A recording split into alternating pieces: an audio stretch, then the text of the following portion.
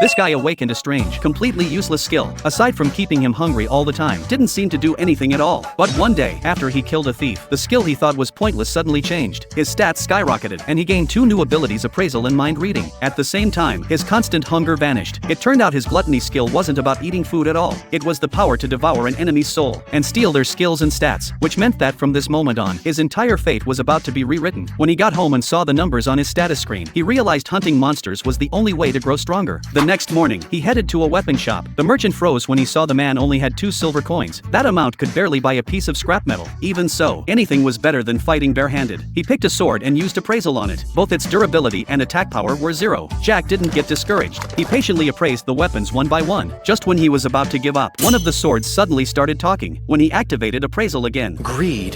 One-handed sword. I'll make it worth your while. So buy me, Gluttony. How do you know that name? We have a lot in common, you and I. We do?